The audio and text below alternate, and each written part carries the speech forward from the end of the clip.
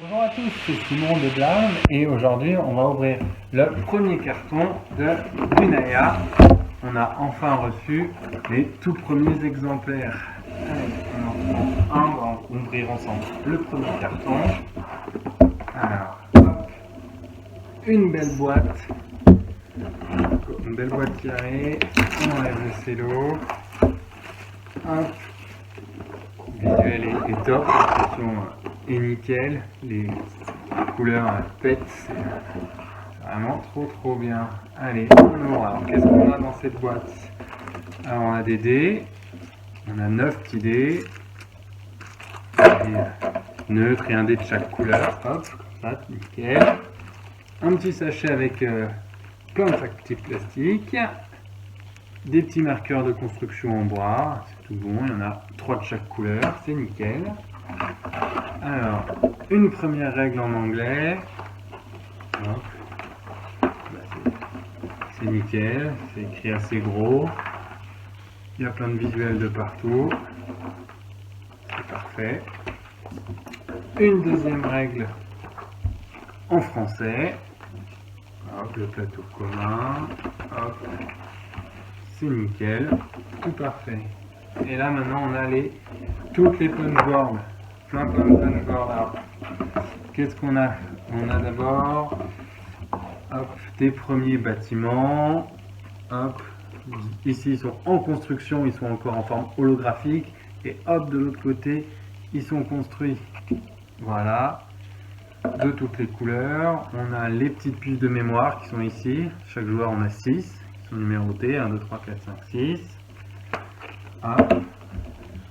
Une autre petite planche avec des personnages. Ça c'est pour la variante expert en fait. Il y en a 6 des personnages avec des petits pouvoirs, voilà, des petits bâtiments. Alors là c'est nickel.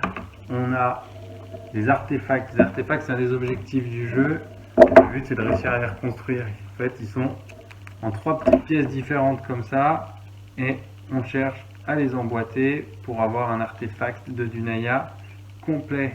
Hop, ça s'emboîte nickel, c'est parfait. Il y en a plein dans la boîte. Des nouveaux bâtiments. On comptera les bâtiments après pour être sûr que tout est là. Alors ça c'est le plateau individuel.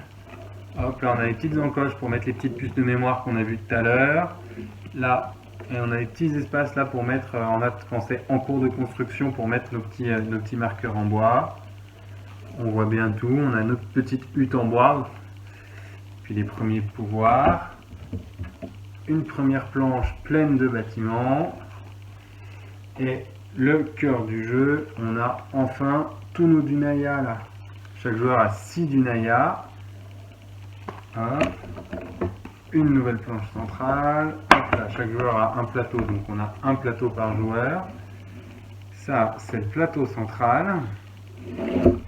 On regardera le plateau central après. On va d'abord tester les Dunaya. Allez, au hasard, on va prendre un petit socle rouge, un petit Dunaya rouge, le numéro 1.